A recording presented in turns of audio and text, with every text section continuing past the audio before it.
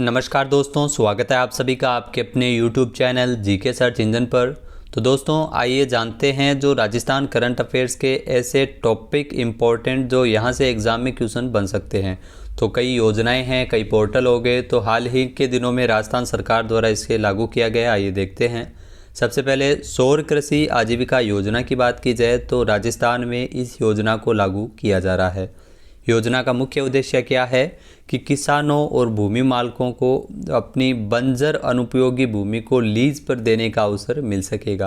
यानी ऐसे किसान जो अपने भूमि पर उपयोग करना चाहते हैं, जो बंजर भूमि है उसका उपयोग सौर के लिए माध्यम से किया जा सके, सौर प्लांट वहाँ पे लगाया जा सके, इसके लिए अपनी भूमि को, अनुपयोगी भूमि को लीज पर देने का अवसर है वो इसमें मिलेगा।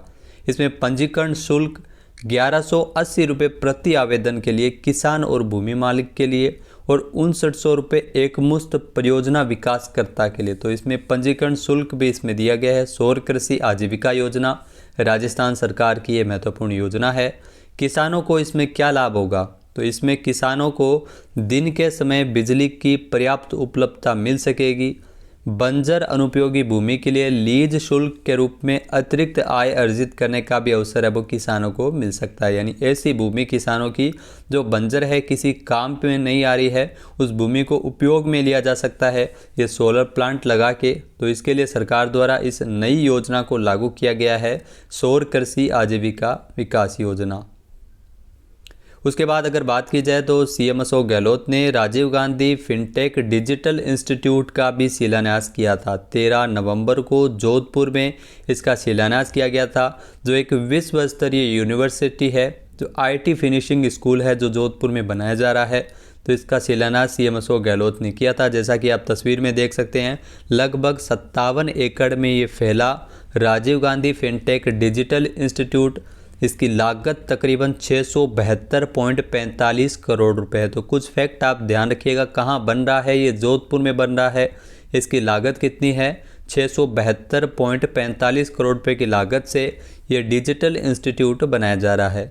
इस इंस्टीट्यूट के तहत इसमें प्रस्तावित कॉलेज होंगे school of financial information system, school of financial technology instruments and markets, school of financial system and analytics और school of fintech innovation and entrepreneurship. तो ये कई फाइनेंशियल और आईटी कोर्स यहाँ पर आपको करवाए जाएंगे। इसमें यूजीसी और एआईसीटीई से मान्यता प्राप्त स्टेट पब्लिक यूनिवर्सिटी है। ग्रेजुएट और पोस्ट ग्रेजुएट विद्यार्थियों के लिए डिग्री, डिप्लोमा और सर्टिफिकेट पाठ्यक्रम आधारित जो डायरेक्ट रिसर्च प्रोग्राम भी इसमें देखने को मिलेंगे। विश्व प्रसिद्ध कंपनियों की साझेदारी के साथ ये एडवांस डिजिटल और फिनटेक कोर्स है वो यहाँ पर करवाए जाएंगे।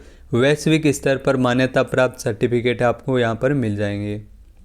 तो ये Rajiv Gandhi fintech digital institute जिसका निर्माण है वो जोधपुर में करवाया जा रहा है राजस्थान सरकार द्वारा।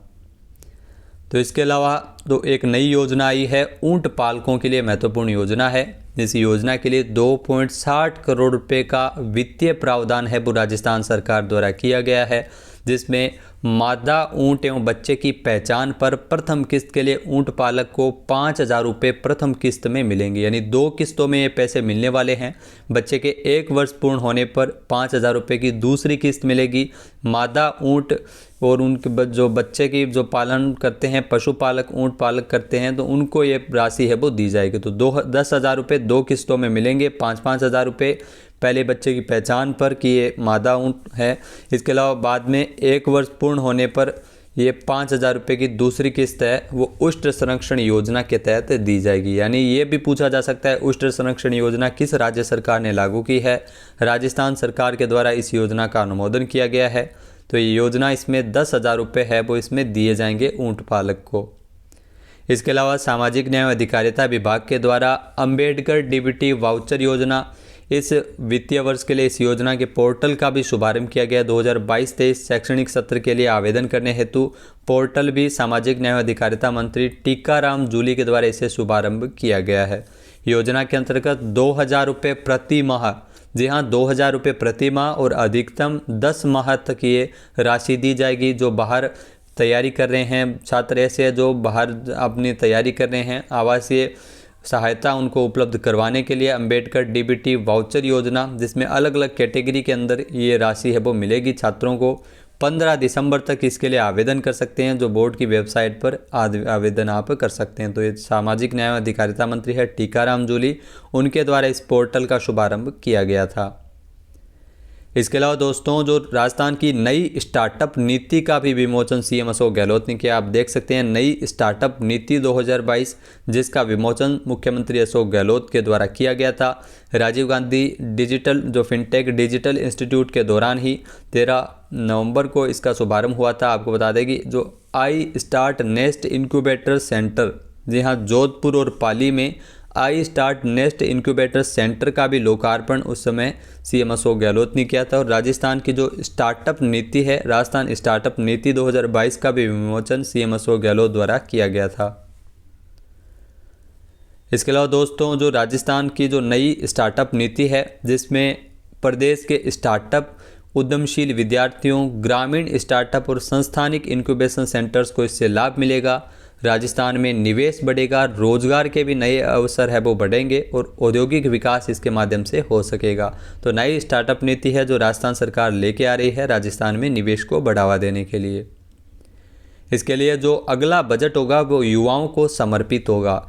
इसके लिए बजट के लिए सुझाव भी विद्यार्थियों से मांगे गए हैं। वर्ष 2023-24 में जो अगला बजट आएगा वो पूरी तरह युवाओं को समर्पित बजट होगा। सीएम अशोक गहलोत इसकी घोषणा कर चुके हैं और इसके लिए जो सुझाव है वो जो बजट की जो वित्त विभाग की जो वेबसाइट है उस पर आप सुझाव दे सकते हैं कि किस तरह से बजट लाया जाएगा। तो सीएम अशोक गहलोत आगामी वित्तीय वर्ष 2023-24 का जो बजट है वो युवा वर्ग को समर्पित करने का घोषणा की है।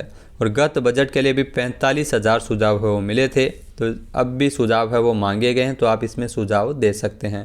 तो दोस्तों, ये जानकारी आपको कैसे लगी छोटी सी हमें कमेंट बॉक्स में ज़रूर बताइएगा। चैनल पर नए हैं, सब्सक्राइब नहीं किया है तो अभी सब्सक्राइब बटन पर क्लिक करें। जय हिंद, जय भारत, जय राजस्थान।